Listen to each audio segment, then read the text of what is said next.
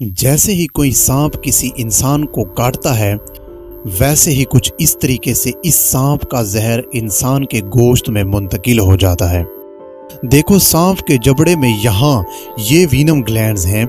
इन venom glands में ही ये जहर ज़ख़ीरा होता है और इनके बिल्कुल पीछे ये कंप्रेसर्स मसल्स होती हैं। जब सांप का मुंह बंद होता है तो इसके दांत ऐसे फोल्ड होते हैं, जैसे ही सांप डसने के लिए मुंह खोलता है वैसे ही ये दांत सीधे हो जाते हैं। इससे कंप्रेसर्स मसल्स दबती हैं और वीनम ग्लैंड पर प्रेशर आता है और कुछ इस तरीके से जहर सांप के दांत से होता हुआ इंसान के जिस्म में चला जाता है। सांप के काटने के बाद लोगों की सबसे बड़ी गलती जो डॉक्टर्स बताते हैं वो ये है कि जहर को रोकने के लिए इस तरीके से रस्सी बांध लेना, लेकिन हकीकत तो ये है कि इस रस्सी बांधने से आप अपना और ज़्यादा नुकसान कर रहे होते हैं। हम सबको इस बात से इत्तफाक करना पड़ेगा कि जहरीला सांप कभी भी किसी को भी काट सकता है, लेकिन बहुत कम लोगों को ये मालूम होता है कि सांप के काटने के बाद सही में करना क्या है। आज इस वीडियो की मदद से मरलावार मैं आपको गाइड करूंगा कि सांप के काटने के बाद जान बचाने का सही तरीका आखिरकार है क्या। आगे बढ़ने से पहले, सांप का जो जहर है वो दरअसल इसका थूक है, यानी स्लाइवा। सांप का जहर यानी स्लाइवा बुनियादी तौर पर 3 चीज़ों से मिलकर बना होता है। पानी जो कि 90% होता है, कुछ प्रोटीन और थोड़ा सा असली टॉक्सिन यानी जहर। लेकिन हैरान कुन बात यह है कि अगर इस सांप के जहर का एक कतरा भी खून में डाल दिया जाए तो खून इतना गाढ़ा हो जाता है कि कुछ इस तरीके से जम जाता है। इंडिया और पाकिस्तान में कोबरा सबसे ज़्यादा आम है, इसलिए इसकी मिसाल लेते हैं। ये एक किंग कोबरा है और ये जब इंसान को डसता है तो आपके फ्लैश, आपके मसल्स यानी गोश्त में अपना जहर छोड़ देता है।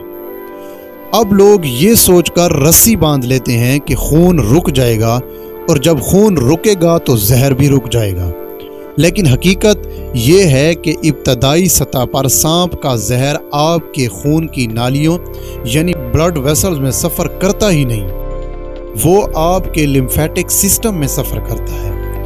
इसका कॉन्सेप्ट को एक बहुत ही सादा मिसाल से समझो। तसव्वुर करो, ये जो शहर है ये आपका जिस्म है और ये जो हाईवे जा रहा है ये आपकी ब्लड वेसल्स हैं, यानी जिनमें खून बहता है। अब हाईवे के साथ ये जो सर्विसेज लाइंस हैं ये आपका लिम्फेटिक सिस्टम है। लिम्फेटिक सिस्टम में भी वाइट ब्लड सेल्स सफ़र करते हैं और इसका असल काम होता है आपके जिस्म को साफ रखना। चौंकाने वाली बात यह है कि इब्तदाई तौर पर सांप का जहर इन्हीं सर्विस लाइंस यानी लिम्फेटिक सिस्टम में ही सफ़र करता है, आपके ब्लड वेसल्स में नहीं। इसलिए सांप के काटने के बाद जैसे ही आपने रस्सी बांधी वैसे ही आपने सिर्फ हाईवे पर रुकावट लगाई है, लेकिन सर्विस लाइंस अभी भी खुली हुई हैं और जहर इनके ज़रिए आपके जिस्म में पहले ही सफ़र कर चुका है। इसलिए रस्सी बांधने से आपका नुकसान कुछ यूं होगा कि हाथ के इस हिस्से में पहले तो सूजन पैदा होगी, फिर छाले पड़ जाएंगे और हाथ नीला पड़ जाएगा और आखिर में कंपार्टमेंट सिंड्रोम की नौबत आ जाएगी, यानी मसल्स पर इतना दबाव बढ़ जाएगा कि वो फट जाएंगे। 100 बात की एक बात यह है कि सांप के काटने के बाद अगर आपने रस्सी बांधी तो जहर तो जिस्म में वैसे ही फैलेगा, ऊपर से हाथ काटना पड़ेगा, वो अलग है। साथ ही ये बात भी याद रखो कि ये सिर्फ इब्तदाई मरला था, वरना ये सर्विस लाइंस आखिर में जाके हाईवे यानी ब्लड वेसल्स में मिल जाती।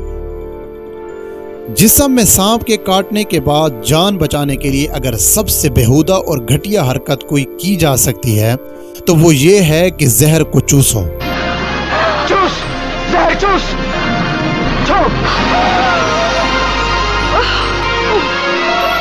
छोड़ो भाई, जहर चूसना नहीं होता, ऐसा करने से एक नहीं दोनों मरेंगे।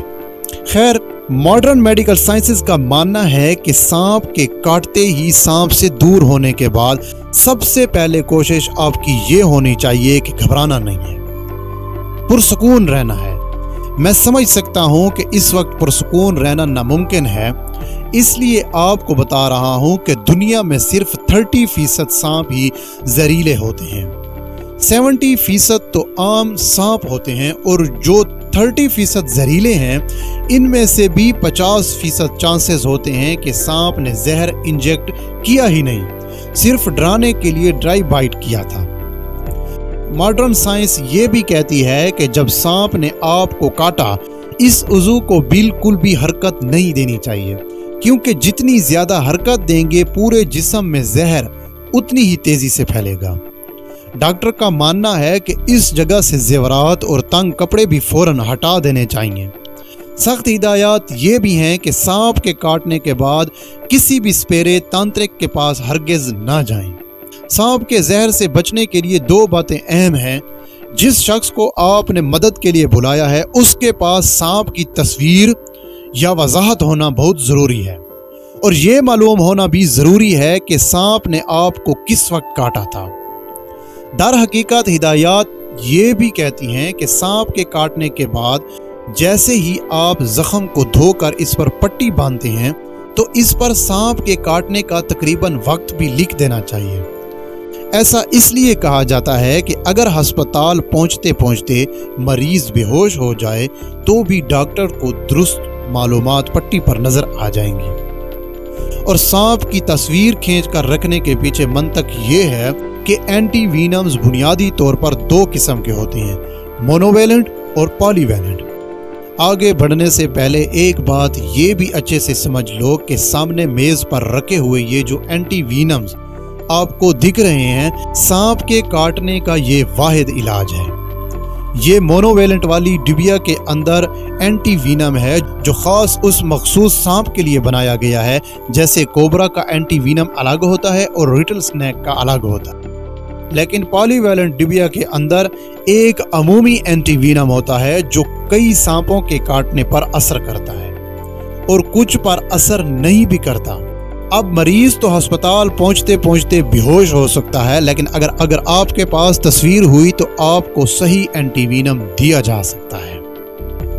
अगर वीडियो अच्छी लगी तो चैनल को ज़रूर सब्सक्राइब करें, वीडियो को लाइक करें और शेयर करें।